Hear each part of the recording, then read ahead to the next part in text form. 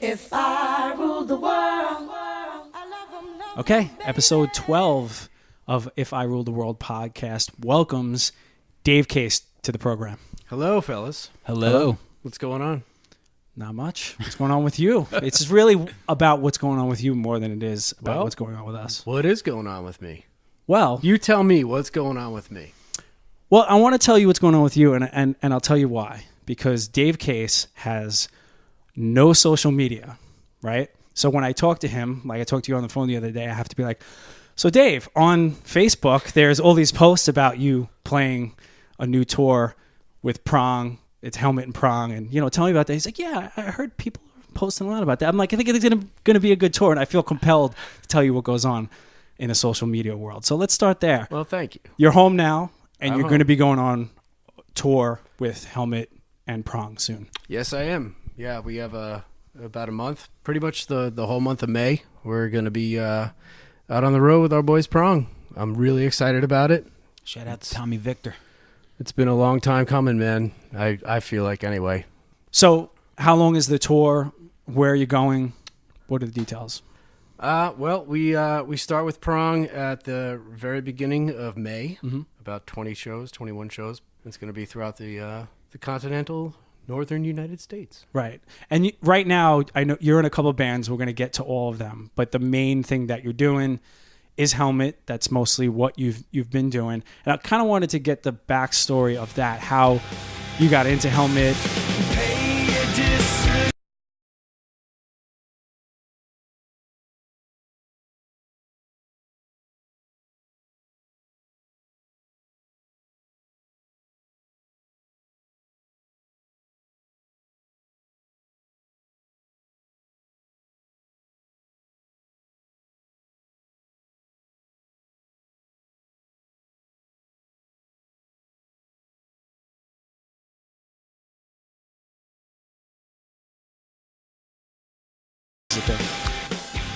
It's been 8 years now. 8 years. Yeah. So if we could go back to how you first heard about playing with, and I know you for a while, so I know Helmet's one of your favorite bands, and how that all came to be.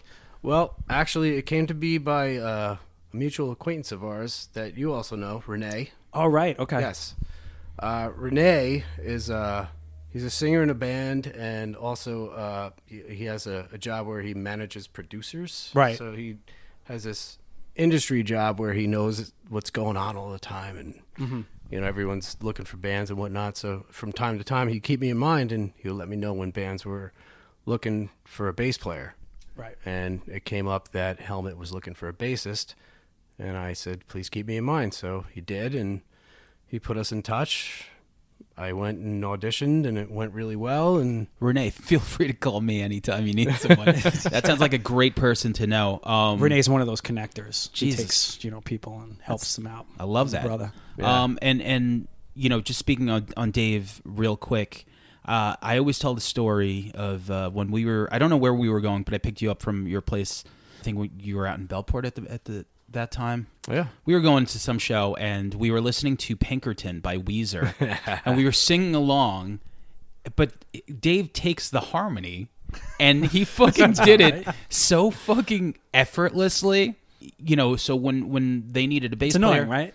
it's Because just we're singers, and he's a better singer. he just does, like, it's just this coding, and he rides your vocals no matter how shitty and flat my voice was. He was like, Oh, please. no worries, I got you. So, like, it makes sense because, like, this dude Renee is probably like, Dave deserves to be heard on this level.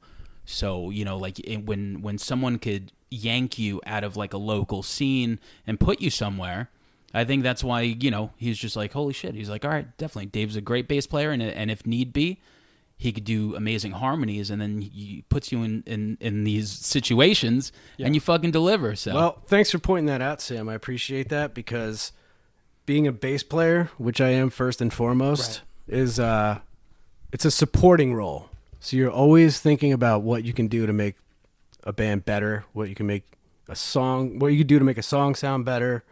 And a lot of times that has a lot to do with what you could do with your voice.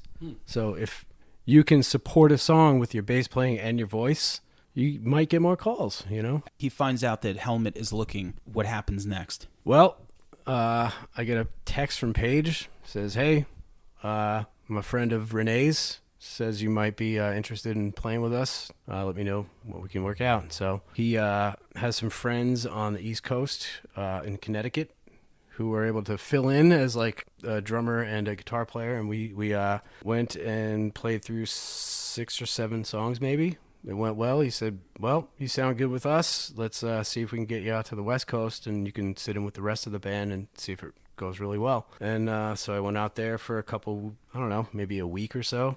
Did a bunch of rehearsals and Did it feel good, like when like let's say you're playing in Connecticut and like you fucking jamming on these songs, and you did you feel like you could do it?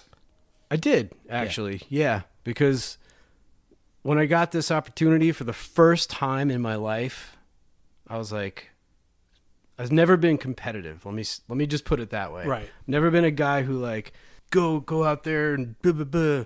I don't know. I take what comes to me. Like I've never had to fight for my position in a band or anything like that. You know, I've just always just been a guy in a band, you know, and to audition was new to me. And so I figured if I'm going to audition, I want to be the best. Why would I want anyone else to get the job? If I'm going to go to the trouble to audition, I'm going to do the best I can, you know? Luckily I did really well. And, you know, I felt like I did. You know, I had a friend I could stay with out there that was really helpful. I had a lot of people fucking help me out, man. I can't thank my friends and my family enough for just being able to, you know, make things happen for me. You know, like if an opportunity comes up, you know, I have somebody's got my back no matter what. Right. That's really nice. Because I think that your non-competitive way, because you've been playing for many years, that's why. I mean, you've been there for people. People are there for you back, and it's nice to hear you did that little mind switch change because that's helpful. It's like, well, here I am. Let's do this. Yeah, yeah. And I don't want to waste other people's time either. You know, I want to do my best. That's it. So I did my best. I went out there, tried to crush it. Do you remember what songs you practiced? You know, for fans. There was definitely, you know, a chestnut or two. There was like unsung we had to play, but I'd played that every fucking band I've ever been in, I've played unsung. So I played it a bunch of times. And this is a funny fact too. Every band I've ever been in never played the ending right. They always had a different way, because like once the second chorus comes out, like there's this really cool outro. If folks out there are not familiar with the way the song ends, it's like it's cool crescendo. You know, it's not a very conventional songwriting structure. You know, it's like verse, chorus, outro, and it's the outro is amazing. It's kind of cool. You know, like kind of weird that was a big video and a huge song. Right. But, like, to be able to break molds like that and have a song like that. So none of the bands I was ever in played it right. Right. So they would cut it short or go, well, whatever. Like, the fucking drummer didn't want to figure out the count or whatever it is, you know. Now, where was Helmet in their career? Because I feel like they went away like after Size Matters, right? And then so he wanted to get the band back together. Well, they broke up after Aftertaste in 1997. Okay, I believe 1997. So I think it was like around 2003 or 4-ish. I could be wrong. That they got back together, and that's when they put out Size Matters. Size Matters was 2004. Yeah. That's when they had Frank Bello from Anthrax, Joey Tempesta from Testament, right? Yep. John Tempesta. John. I was thinking of Joey Belladonna. Joey. Yeah, but and they had Trainer too. Chris Trainer. Yeah. Yeah. So from Orange 9mm. Yes, sir. Mm-hmm. And then from there, I guess he wanted to just make another record, do another tour. Is that what was going on when they contacted you? Well, yeah, they had just finished up a record, Seeing Eye Dog. They just finished it up, and they were in between bassists. So they had a record that was finished that they needed to start touring on. They needed a new bassist. So, And how was the West Coast when you guys got together to jam? It was awesome. If I may, I'll tell a quick, cool kind of anecdote. Please do. You know, I got into the room with the guys after a couple of days of being in LA, just rehearsing and stuff, and getting my, dotting my Q's and crossing my W's and all that shit. Something like that. So we get in the room, and I plug in, I dial in a quick tone, we start playing, and I'm probing the room, because I know how to play the songs that we're going to be playing. I did my homework, I feel good on them. So I'm looking around, I look at Paige obviously first, and he's singing and his eyes are kind of closed, and he's playing, and he's in his own world. I look over at the drummer because I'm a bassist, so I got to look at the drummer, and he's got his head in his fucking snare, and he's fucking killing it. He's just an animal. And I look over at Dan on guitar, and he's staring straight at me, fucking giving me like this, yeah, fuck, dude, you sound sick, dude. I was like looking around the whole room just for any note of like how it's going. Yeah. I look over, and we just lock eyes. He's like, fuck yeah, dude. I was like, all right, cool. I'm doing okay. It sounds all right. So that felt good. That put me at ease. And after that, it was really super easy, I just fucking played the songs. Was anybody else in the running? There were 9 other bassists in the running. Oh, okay. Wow. Yeah. So you smoked them all. Smoked. I guess so. And what, like, Paige is an icon, especially coming from these parts.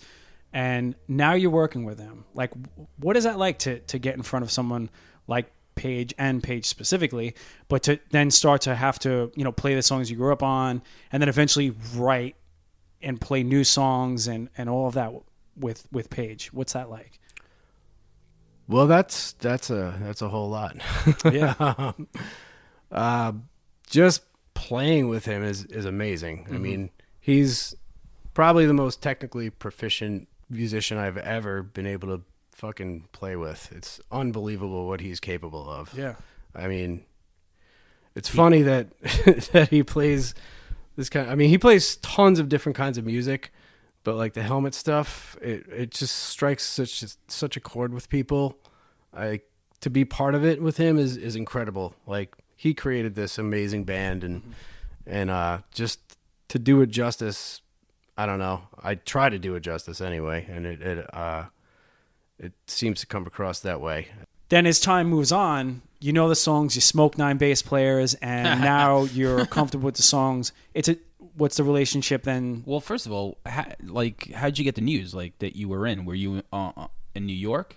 I was home here in New York on beautiful Long Island. I was coincidentally where we are right now.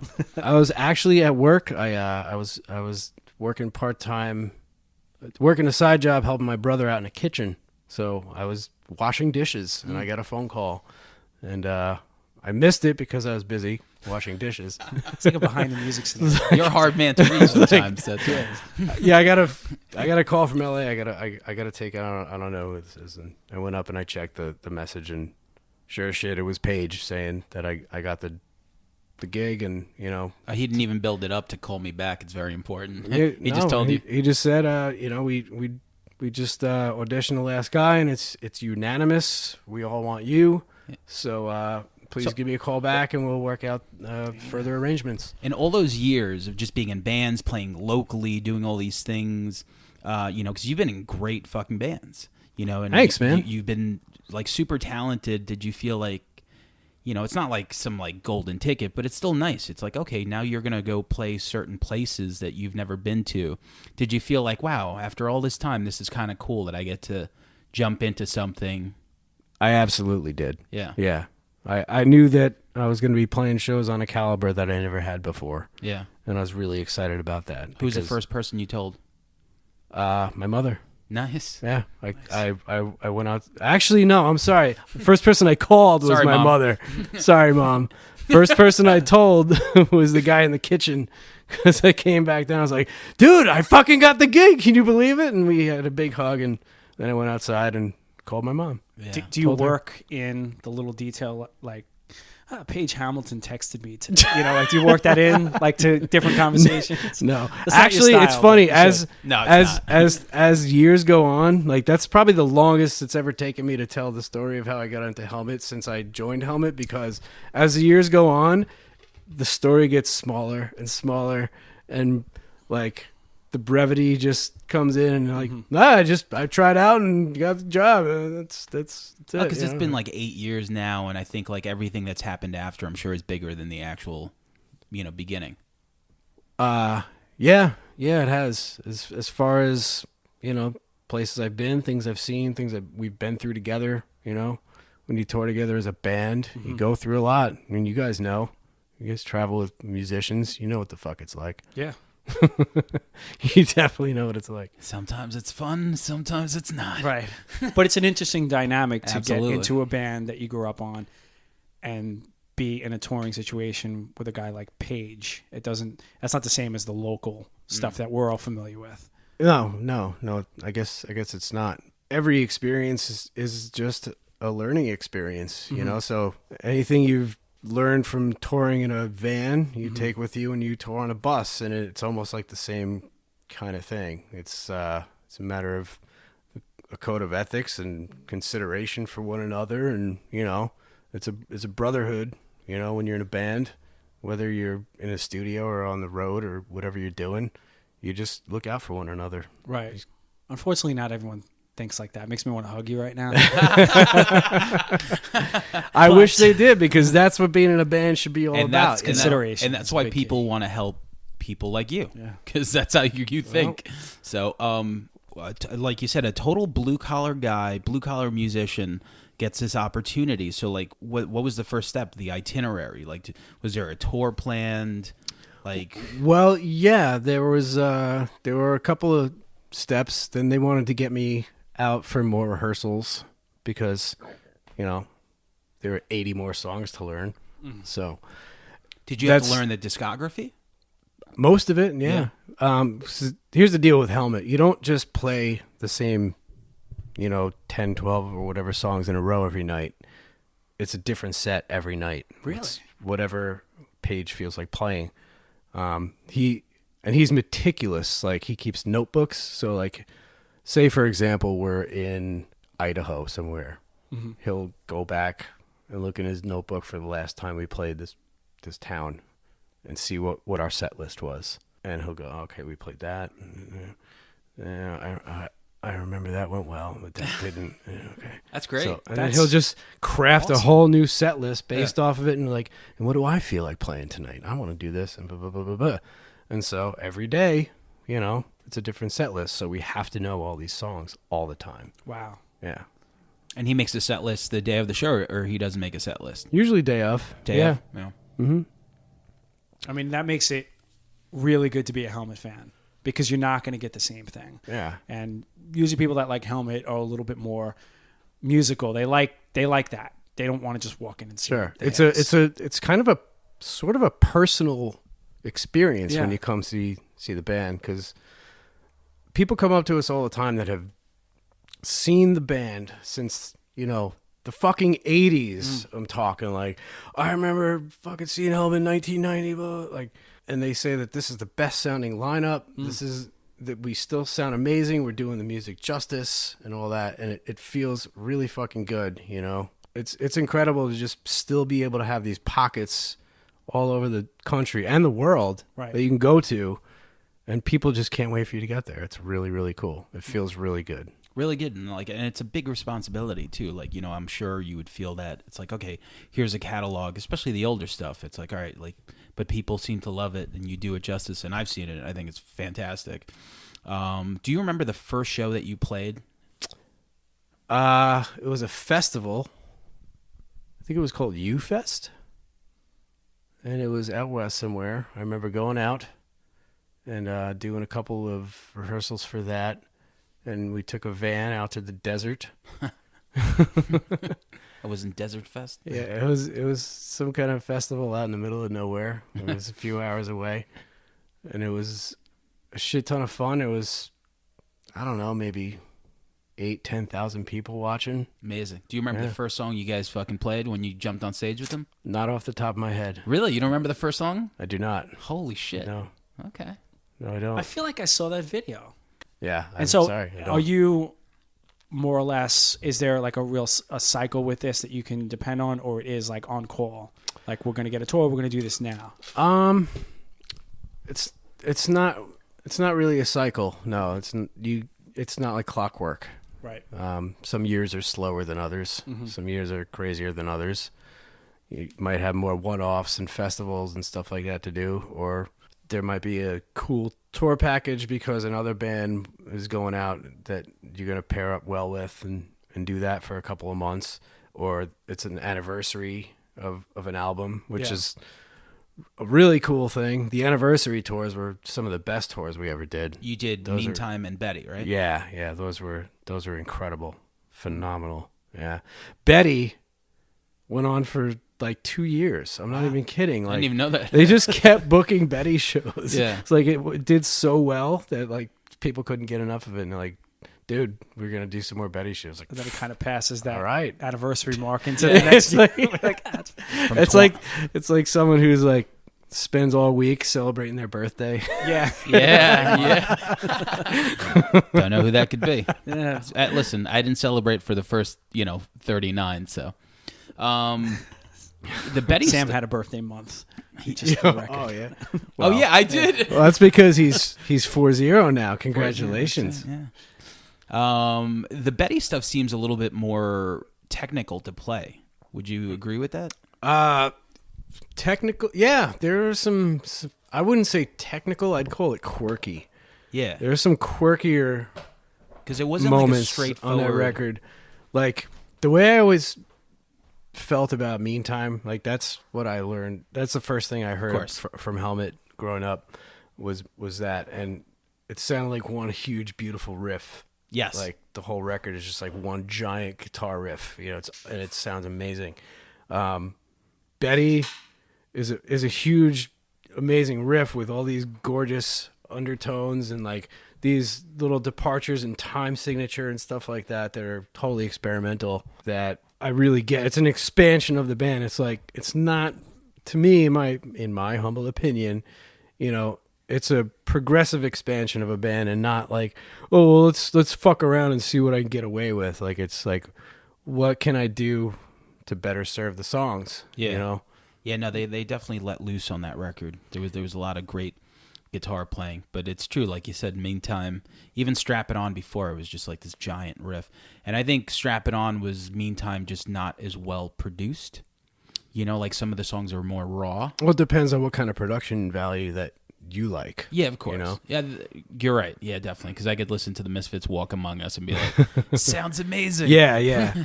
The production value is another thing that I always admired about Helmet because it's different on every record. Like each album has its own like sonic color that is important to try and capture when you're playing a song, because you don't. You're trying to do justice to another person's work. You're trying to replicate it basically and make it sound like it's supposed to sound.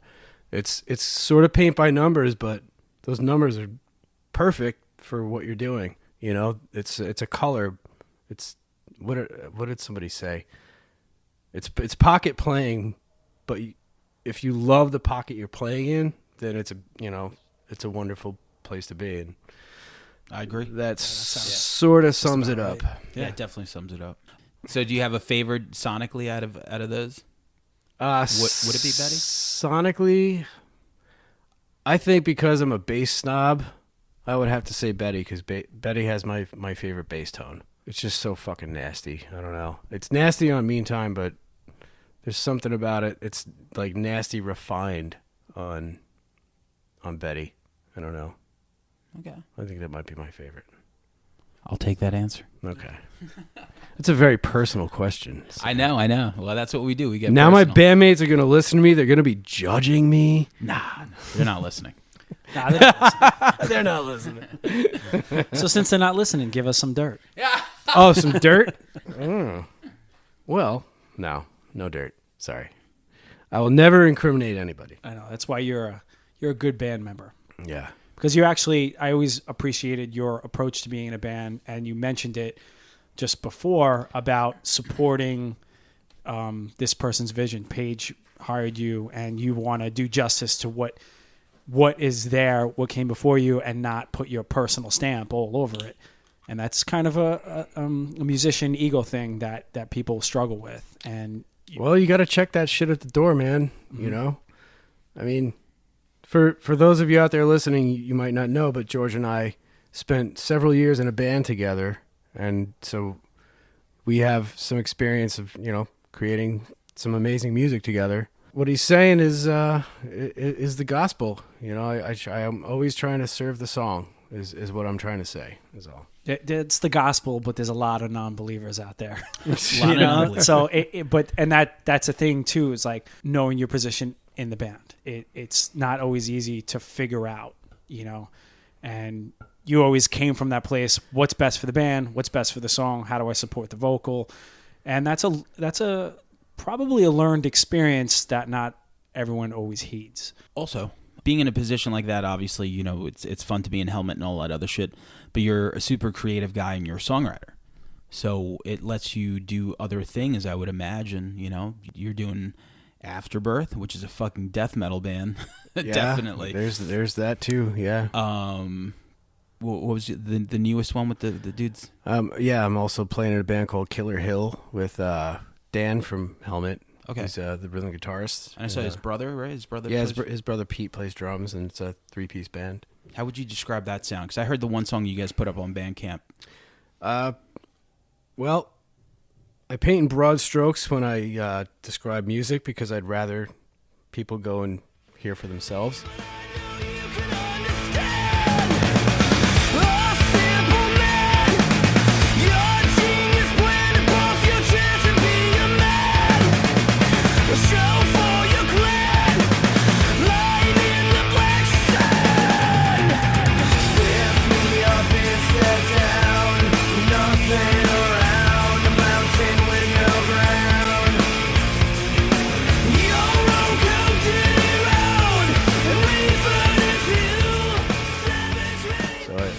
I would classify Killer Hill as metal, classify Helmet as hard rock, and probably Afterbirth as death metal. But if you go talk to a death metal fan, they're going to tell you, well, there's like 87 kinds of death metal. Right. Like, it's fucking death metal. Right. Listen, did you fucking like it or did you not like There's it? There's a subgenre I just created. Yeah. Yeah, there is a subgenre. I've been told what our subgenre is, but I don't remember what it is.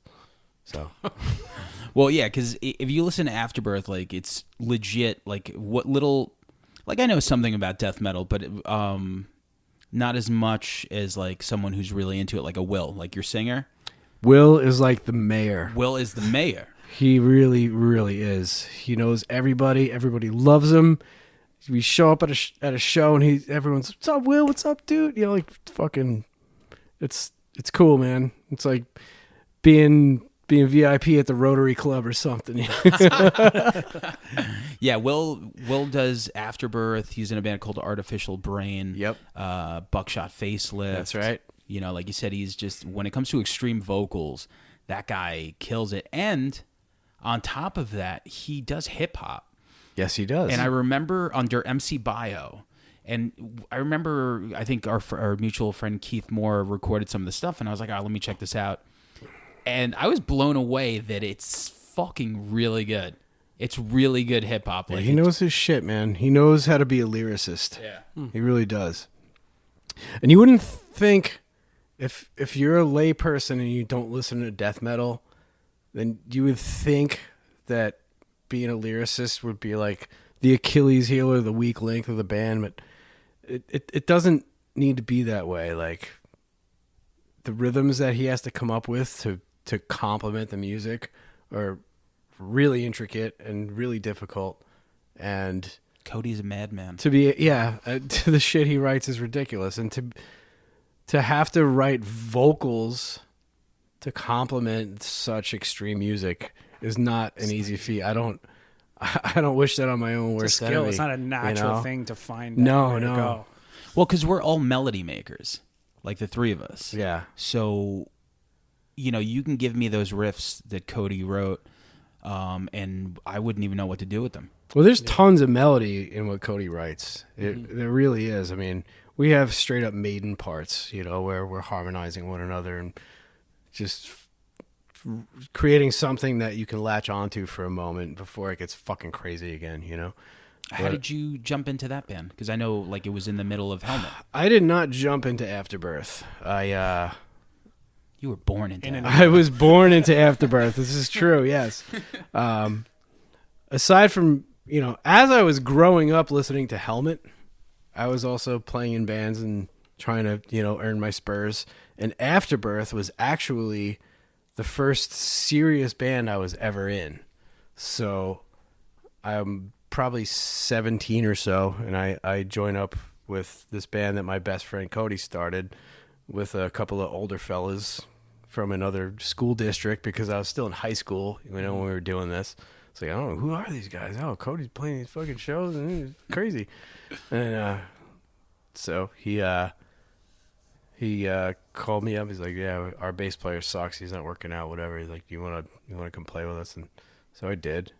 And I don't know everything about death metal because it was still new to me because... What were you listening to back then that made you want to play the bass?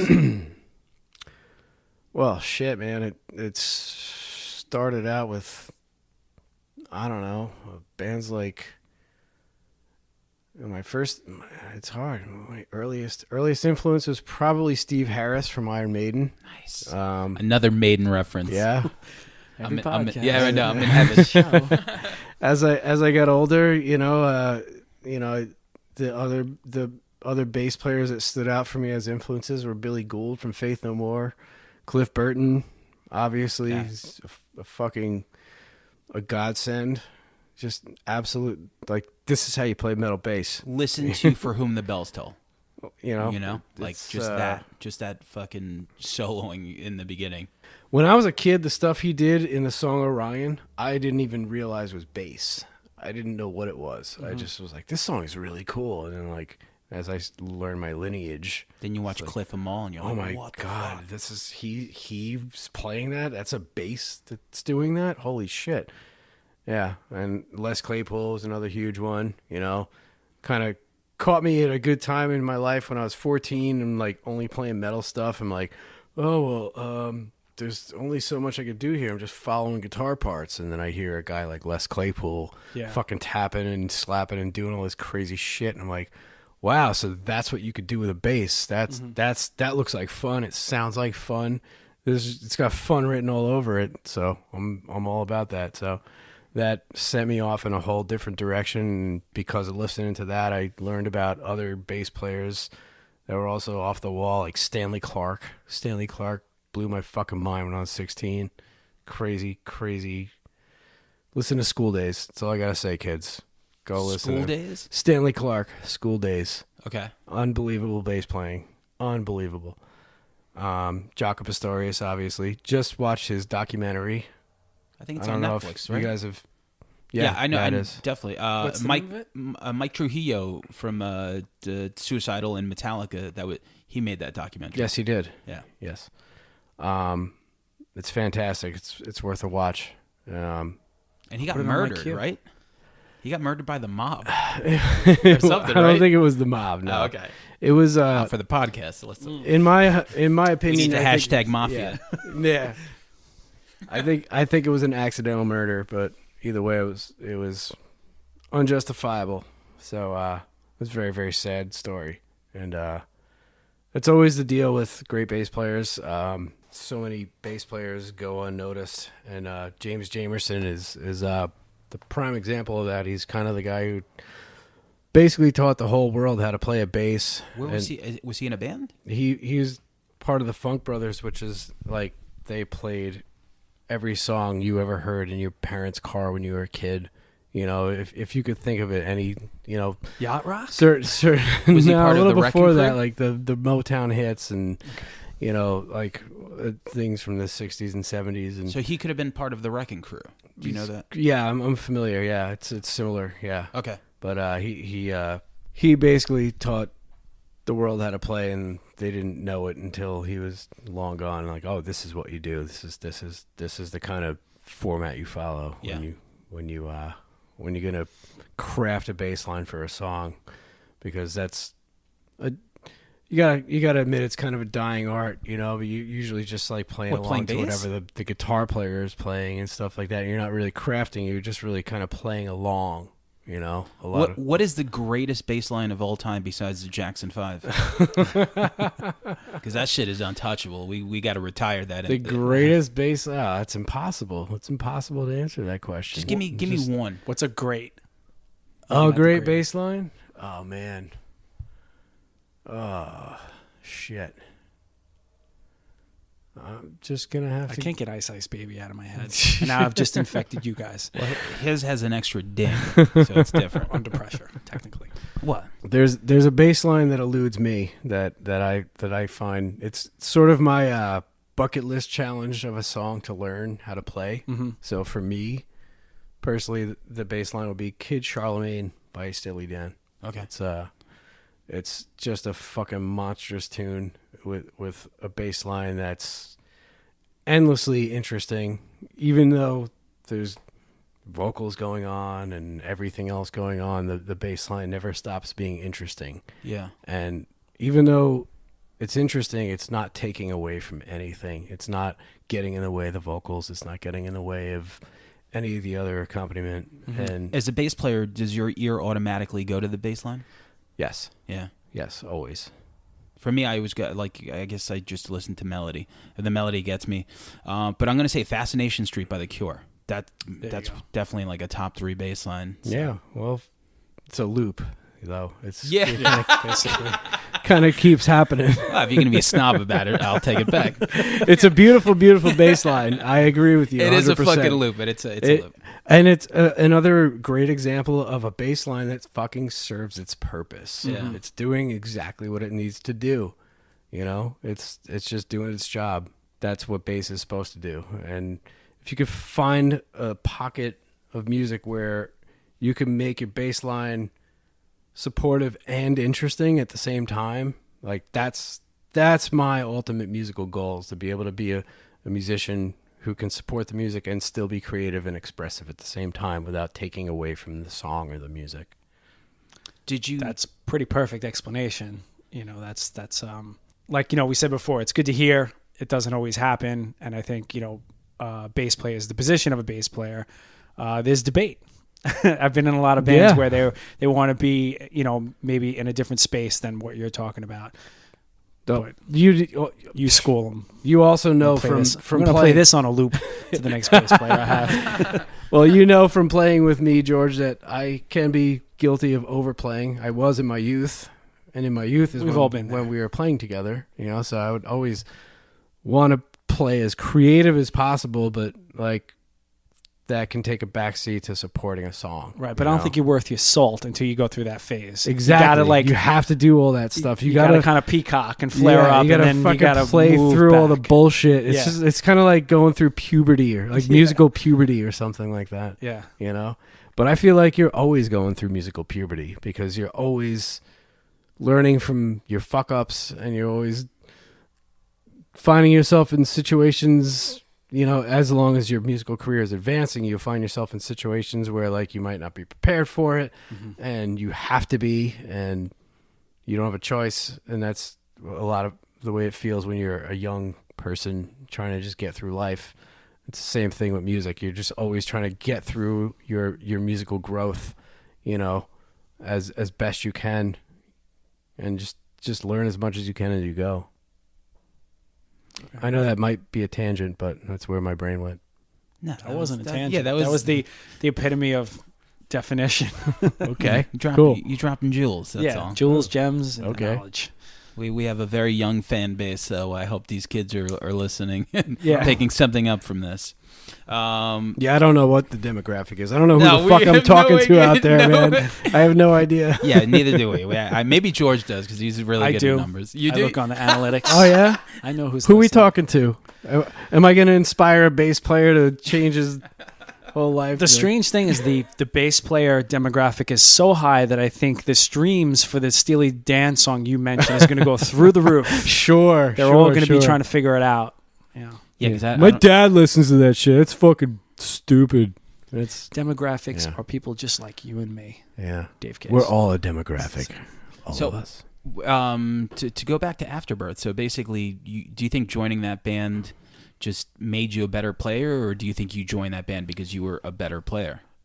Joining every band I've ever been in made me a better player. Joining Afterbirth made me a guy in an actual band, because before that, it was just like high school bands, fucking around, jamming on the weekends, trying to find time to play, whatever.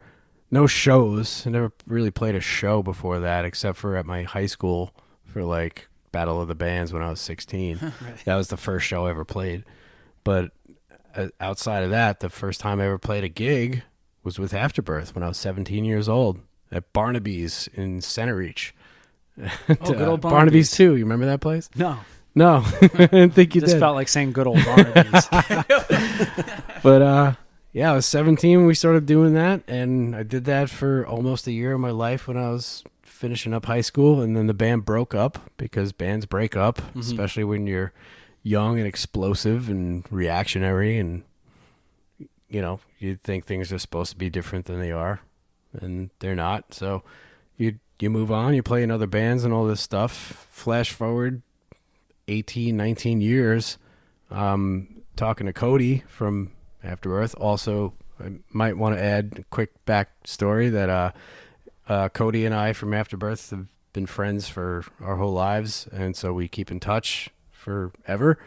And he got a hold of me and said that there's a lot of traffic about our old band, saying what people have been wondering what happened to us, and that we influenced a lot of other death metal bands and so on and so forth, which I found shocking. I was like, wow, that's pretty cool, amazing.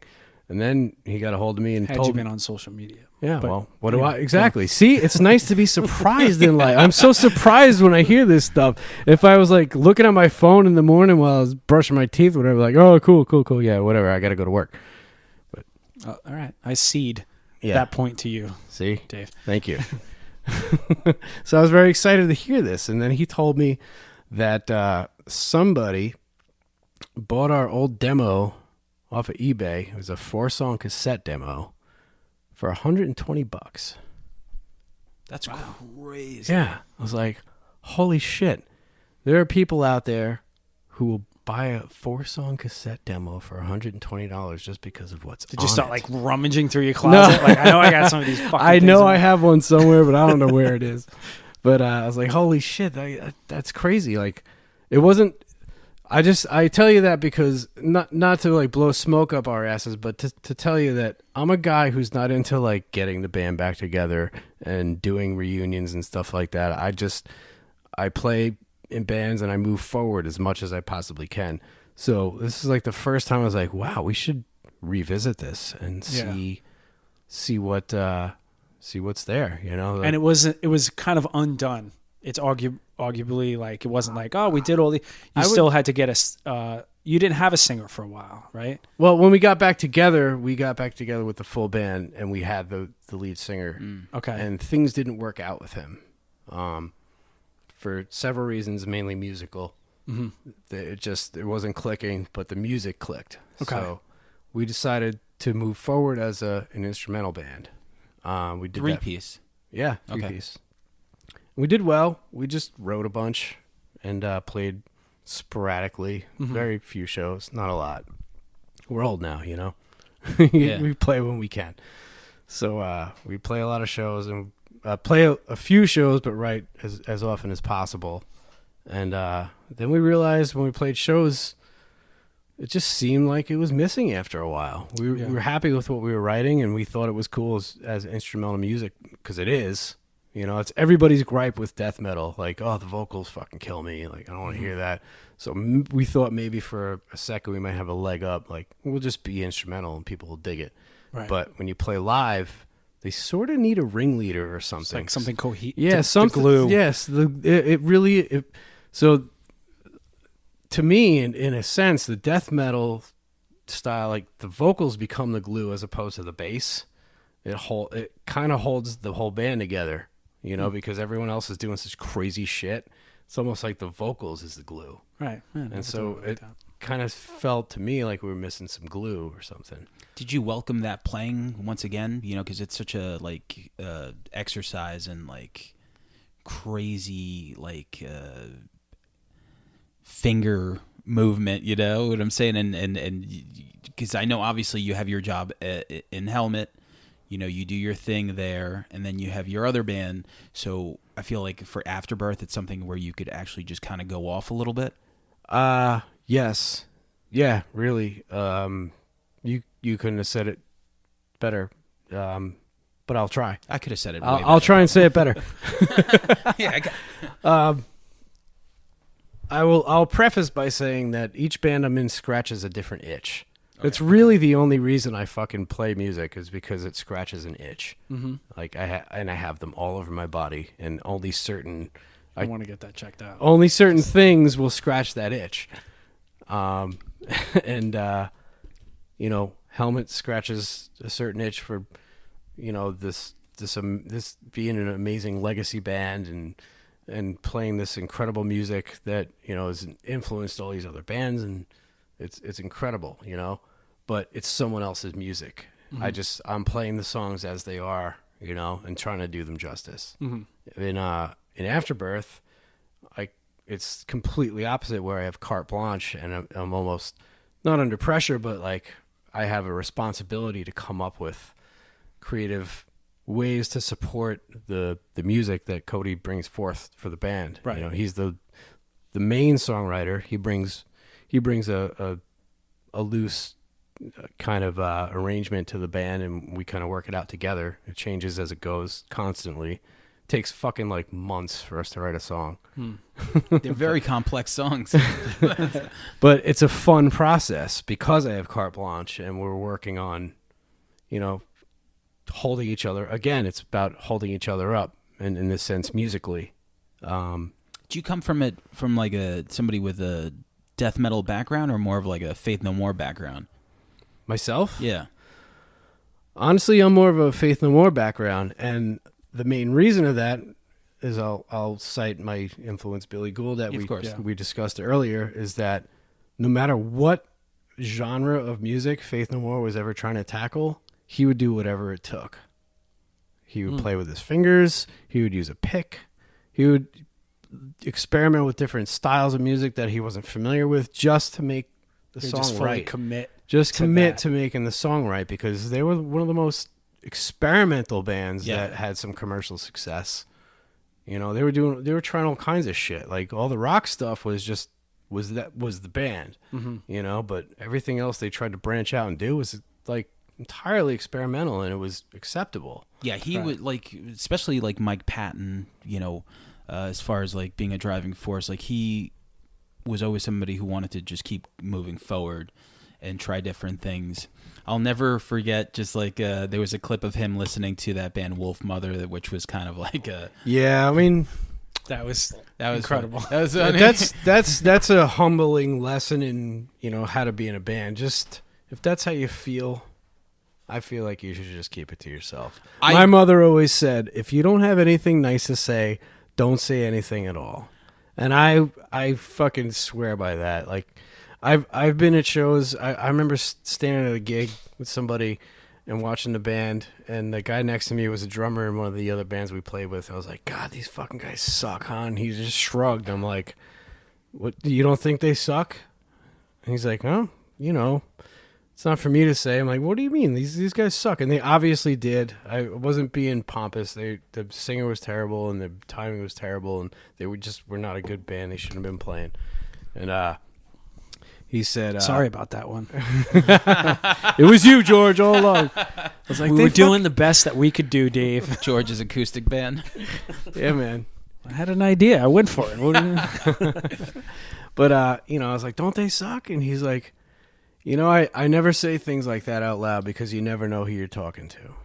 Yeah. Oh, I completely agree with that. And I think all three of us definitely, and for me, like, I look at certain bands, like I could always like think to myself like, oh, well, the drummer isn't the best, but the singing, the melody's cool. Or it's like, oh, that guitar player is coming up with some cool parts, even if I don't like the vocals. So there's always something that I could take away from a band that makes me think like, oh, this is great. Every now and then, which is very, very rare, like you do come across a band that might not connect with me on any level, but like I do keep it to myself. But Mike Patton saying that was just funny as shit. It was just like, a funny, and it's a short clip, and it's just entertaining. He was doing an interview Yeah. at Lollapalooza 2006 in Chicago, because I was there, I remember. And the way he said it, like, I guess it was just the band that, like, was it playing in the background, and he stopped the interview. Yeah, he stopped. Yeah. He was just like, who the fuck is that? And they're like, Wolf Mother. He's like, God damn. He's like, Wolf Mother, you guys suck. It was very impulsive. It was yes. just impulsive, and I'm sure he probably feels bad about it. Or not. Who knows? But I did get to meet him once. He was very, very friendly. He was really funny. He was like flipping shit as soon as we met him. He was great. he was flipping shit. What does that mean? He was Like working at Burger King. we met him at a festival, and our guitar player Dan came walking over, and he had a baseball cap on, and he was instantly giving him shit about the team and stuff like that. I was like, and then Paige had introduced us. He's like, oh, these are the guys in the band, and Mike's like, oh fuck, you guys got to work for this asshole, Jesus Christ! Like, it was very funny. That's cool. That's ball buster. It was good ball buster shit. Yeah, it felt like I was talking to someone from New York. Yeah, it feels like In Santiago. Yeah. It was great. Have you, in touring with Paige, and I mean Helmet's so respected, have you gotten to meet a lot of your heroes because of it? Yeah, directly and indirectly, I have. Coincidentally enough, we're about to go out with Prong, which is really awesome. And it makes sense. And I remember that the first. Let me just backtrack real quick.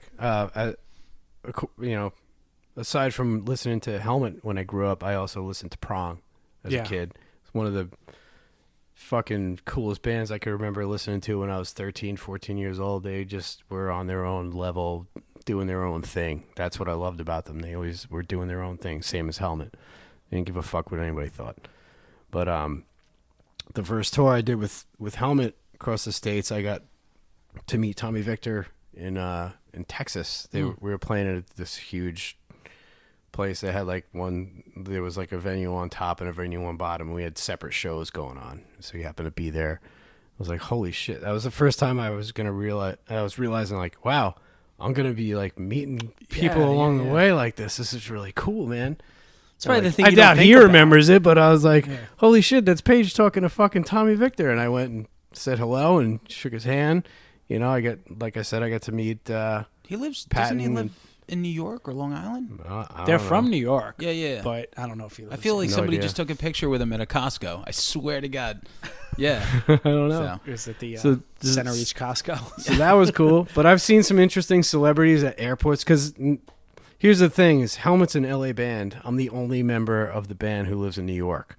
Okay. So I do a lot of flying back and forth to LA for rehearsals and whatnot.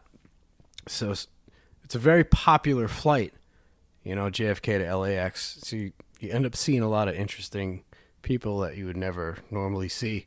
Right. Like when I was flying out for my audition, I saw John Lithgow taking his shoes off right next to me. Oh, no kidding. That's so like, funny. I was like, no shit, this is fucking John Lithgow. Harry I and the can't believe it. Hendersons. I got to meet, shit. Give me a second. Fuck. Another brain fart. Fuck. What's his name? That's good. World according Michael to Garp. McKeon. Do you guys know who that is? Yeah. No. Yeah. Spinal Tap. I also got to meet Michael McKeon at the airport. He was standing next to me reading a book, and I couldn't Oh, from Spinal not Tap? bother him. Yeah, of course. Now I know. And I tapped him. I was like, "Excuse me." He's like, "Yeah, who's that?" Yeah. Almost like it's like totally took him out of his Sudoku or whatever. Yeah. Who's that? It's like, I'm Dave. Hi, sorry. Just wanted to say thanks for your great work. He's like, oh, great, thanks, man. Shook my hand. I met Gilbert Gottfried at the That's airport. awesome. He must be cool. He was super fucking nice. Like, and I'm only saying this from the 8 seconds I shook his hand at the baggage claim. Yeah. I just walked up to him and said, like, hey, I don't want to keep you. I just want to say thanks. I think you're fucking great. And he was like, oh, thank you. He was very, very sweet and like, thank you so Super much. cool. And super nice about Ford it. Fairlane. That's what I would have talked to him about. Well, that's the I thing. was talking about Aflac. You just want to say thanks. That's all. That's it. That's all you do. Like when I never, first of all, I try not to, geek out and shit like that. But the one guy that caught me off guard was DJ Premier from like Gangstar and like just, I'm looking at this guy. I'm in Queens and I'm about to walk into a Citibank and he was just on the phone. And I'm like, oh, do I ignore him? And I remember the Gangstar part in the record Hard to Earn, where like Guru's like, yeah, I'd never bother anyone. Who's like, I just go up to him, give him a pound of respect and say, yo, and keep it moving. Yeah. So in my head, I'm thinking like, I've been listening to this guy's music genuinely, like a fan for almost 30 years, that I need to at least head nod him, just something. So I walked by and I was just like, I'm like, yo, super fan. He's like on the phone. He stops. He's like, thank you, man. Thank you. And then he gets back on. I'm like, all right, I'm good. That's perfect. Thank you is all that. Yeah. It speaks fucking miles. You could sit there and be like, oh, I saw you in this and I saw you in that and I heard and I'm a huge fan of this, blah, blah, blah. Just thank you. You almost put that artist in a bad spot because they can't match that. Yeah. Yeah. Like, do his No selfie. selfies, no, No reach around for the selfie.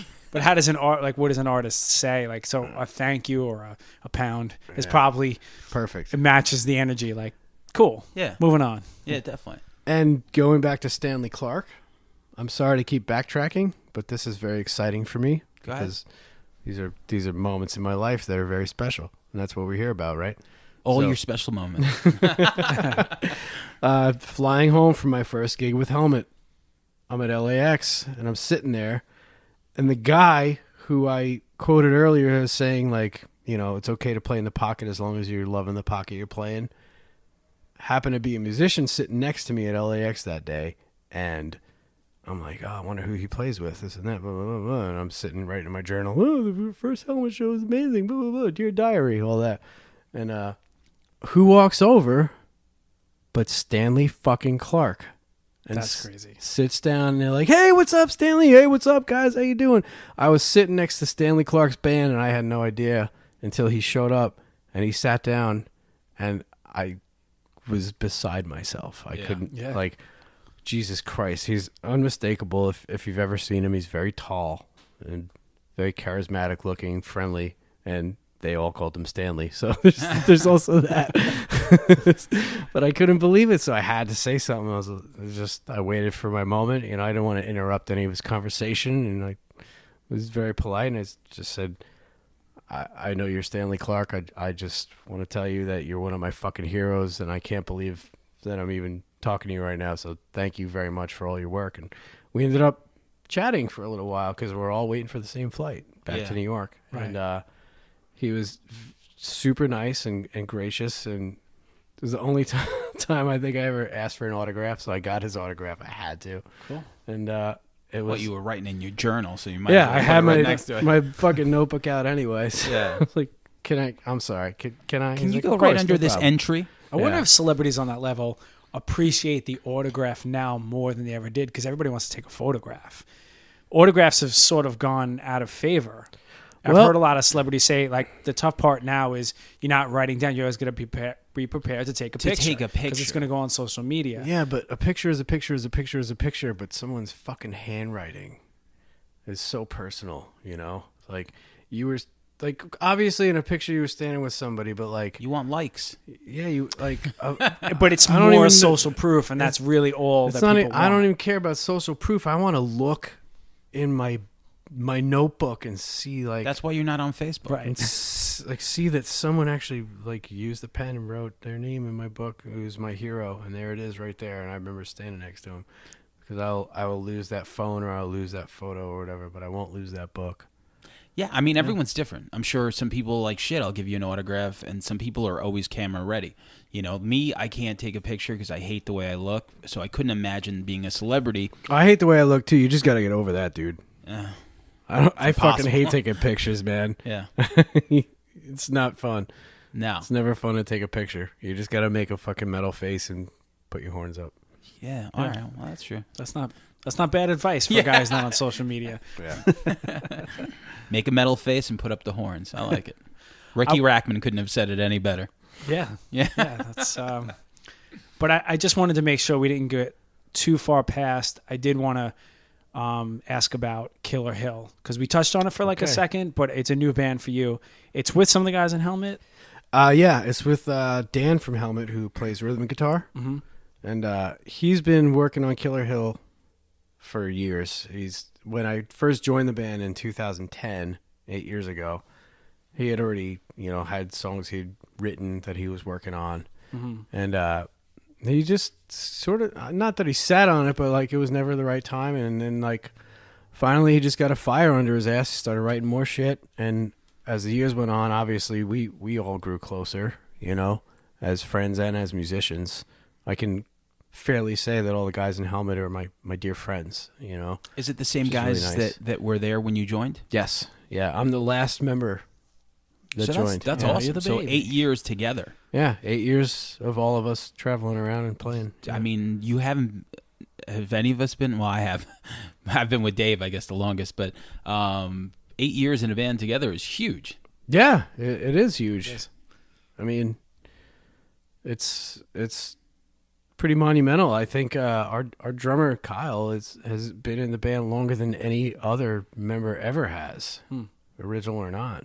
It's crazy, So And how does that work, that a band like that is different than Helmet, and you're on a different coast, and you have to you fly out there for rehearsal? Like, how does that work? for Killer Hill, Yeah.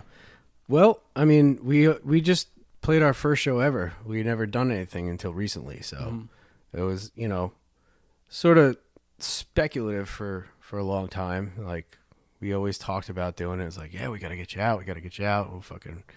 We'll do something. But finally, like, put your money where your mouth is kind of happened, and Dan put his spurs to it and booked a show, and started rehearsing the shit out of everything he knew with his brother Pete, who plays drums, who's a fucking animal. And they got their shit together, and they would send me tracks, and I would learn them at home. And flew out there a few days before the show, couple rehearsals, bang it out, go play a show. And the show was in L.A.? Yeah, in a small little club, very intimate, wonderful lighting, great sound, catty-cornered stage. What's the name of it? Was it Barnaby's, wasn't it? it was Barnaby's too. It Sorry. was Todd's Totally Awesome Crab Shack and Venue. Hey, okay. Yeah. And you get to sing backup?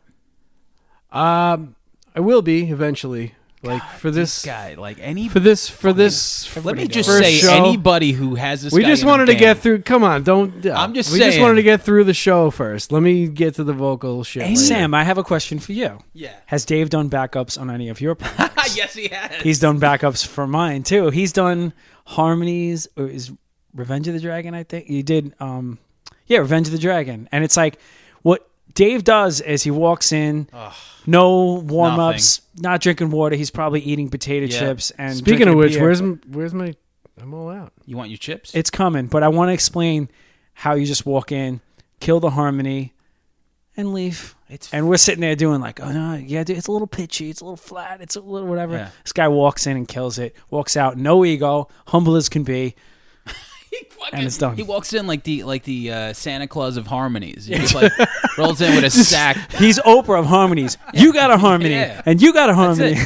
It's not even like we're not even gassing him up. No, It's no, like no. genuinely he walks into the studio and then he'll hit some like fucking Steel Panther harmony and then we'll be like, can you actually make it like a little like higher? And he's like, no problem. Then he'll do it even higher. And we're just like, how far can we push it? I don't even do that. I go, Dave, can you fuck this up a few times first to make me look better? Hit it like your fifth time, and then we'll be cool. But if you hit it your first time and it's like a win-win, but it's kind of a lose egotistically. This guy's already uncomfortable. I'm like, no, are you kidding me? I'm like at half mast right now. You kidding me? Well, we needed harmonies, I remember, for the Carlos Danger record. So that was the band with me and Alex from Movie Life and Mark from Taking Back Sunday and Derek from your band and Dave from my band Playing Dead. So I was just singing, and I remember we needed harmonies and like nothing. You came in, you did those 4 songs, and without them, because I was trying to do certain things and I just can't. That band didn't have a backup singer, and that's what kind of was a little hard to do. So when we made the record, you came in and you killed those harmonies. Do you remember doing that? Of course I do. Okay. Yeah, that was fantastic. It's always an awesome experience to go fucking help a band out, do whatever it is I can do. Because you need that backup vocal. Like you need, like, especially on a record. Sometimes singers, do their own backups, and that's cool too. But even live, like you're going to execute those songs. You want to hear those. If you hear a harmony on a record, you're waiting for it. Yeah. Well, we all harmonize in Helmet. Yeah. All of us, everyone in the band sings. Yeah. Everyone. Yeah. The lion's share is with Kyle, our drummer. Believe it or not, he sings about 90% of the backing vocals. I remember, because I remember thinking like, oh, interesting. Yeah, and he's fantastic. It's ridiculous that he could play the way he does and sing along on it too. It's crazy. But we all sing whatever it takes to make the song sound right. You do these 3 bands, and you tour a lot, you play a lot, but you come home and you're a working class hero. Right? Hero? Jeez Louise, I wouldn't say that. I threw in the hero part. I know you did. You just But me and Sam and I, a working class hero is something to be. Of course. But Sam and I always sort of kind of delve into how do people make money in this day and age with music, and the answers are all over the place. And you're in new bands, old bands, and legacy bands, but still you're in a position that a lot of people are in, that when they come home, they have to supplement their income, and they work. Of course. And what do? I work. And also, could you be a little bit more specific? But also, you do have a relationship, right? You're married. Yeah, I'm a 41-year-old married New Yorker who plays in a touring band and comes home and plays music with a bunch of other people. And during the day, I go and paint houses with a very dear friend of mine who is also a musician, and What's he in? writes things in his own right. Is he Prong? No, he's not. He's Listen not to in me. Prong. What's he in? Is he in Helmet? Is he? He does a project called Fawn. His name is Rich, and he does a Rich. project called Rich. Fawn. Yes. I didn't know you were painting with Rich. Yeah. I see Rich every day of my life, Monday through Friday, anyway. Yeah. And More than your wife, we probably. hang out. Yeah, pretty much. How's his hair? His hair is beautiful. All right. It's always beautiful. Always beautiful. He's a very, very handsome man. And Fawn, quick shout out, is Mike Leota, DJ Chaotic, and Rich Courage.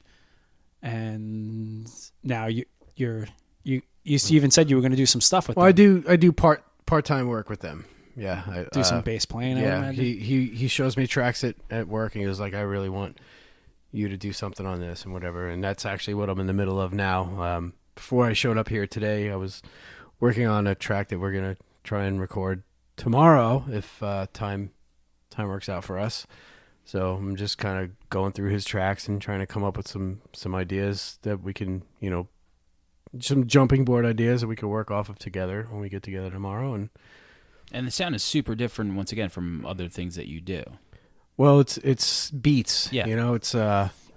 It's not super intricate as far as, like I was saying with the scratching of itches, Helmet takes care of something, and being in Killer Hill is a lot of fun, and it scratches something, and playing the weird death metal stuff is, everything is a different, it satiates something different musically about me. So you work with your best friend, Rich Courage, but you're able to just take off when you need. Like, you can work that out. That's the magic of what I do. It's like there's something about, I've been a tradesman my whole life. I've been a musician longer than I've been a tradesman, and for some reason, being a guy in a trade lends itself to being able to take off. Like if I worked in a restaurant or a franchise or an office or anything like that, I would have to put off. I would have to request time off. Yeah. To go travel and do my thing. Or just lose your job. Or just lose Or my lose your fucking job, job. yeah. Yeah. Something about what I do, it just, everyone I work for is like, yeah, just go do what you got to do. and you can kind of slip back in. When you come back, you got a job. Painting, tattooing, and bartending. Those are like the musician-friendly, trades. Yeah, well, it's good to be a painter, I guess. Absolutely. Yeah. And I know a trade, so when I come home, there's work. And, it's Jekyll and Hyde, man. You go fucking melt faces off for 2 months and drink a lot of awesome free beer and eat wonderful food and see the world and do all this great stuff and be with people you love and make music with them every fucking night, and then come home to your awesome wife and your cool cats and all your best friends and go back to work where you hang out with your best friend all day and talk about music. I mean, I couldn't think of anything better. I'm the fucking luckiest guy I know. Life sounds pretty good for Dave Case. And I'd also like to throw a quick shout out to my buddy Joe Sincata at Full Force Studio, because that's where we did the Afterbirth record. That's a guy I've had a very long running relationship with, recording in several bands I used to be in and are still in and will probably be in and still record with him. He's at Full Force Studio. You could look him up on Facebook. Great Full studio, Force Studio. great guy. Yeah, we'll put great everything you mentioned, just because people probably aren't sitting there with a paper and a pen. We'll put the links down below in the show notes, so you can just You're scroll down so selfless. Yeah, that's it. I like people clicking on things. Why don't you shout out your Instagram real quick? My Instagram? Yeah, or your how can we contact you, David Case? You cannot contact me unless you are one of my best friends and you have my fucking phone number.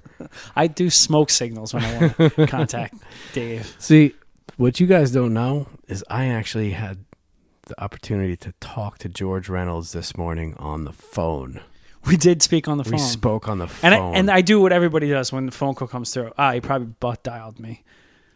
And you actually meant to speak to me. I meant to speak to you. I just actually butt dialed Keith by mistake because he had a question. So he just wanted to know real quick. He said, ask Dave who said I had a bug on my head that day. I don't know what that means. Oh, my God. A mafia informant? Well, then I'm going to have to give a quick shout out to John Havorka.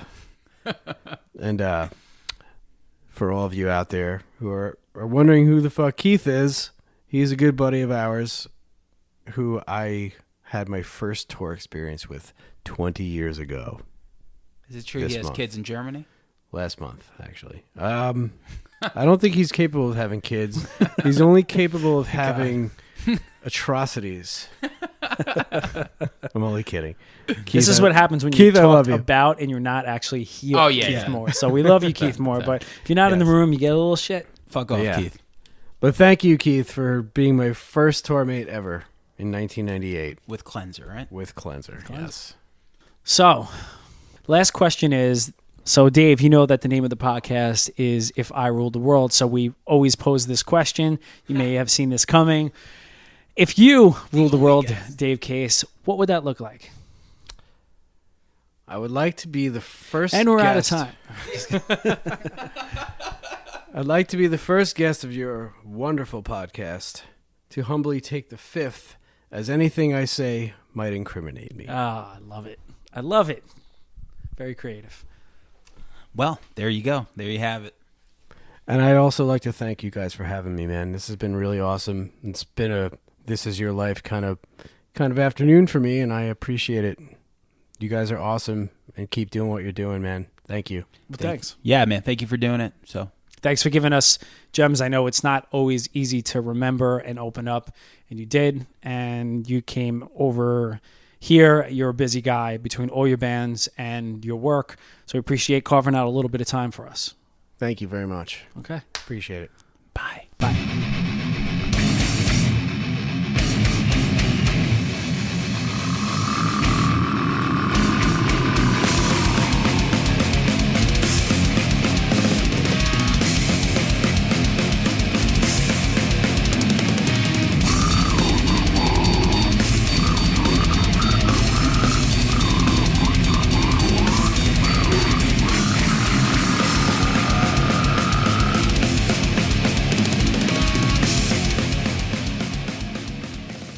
If I ruled the world,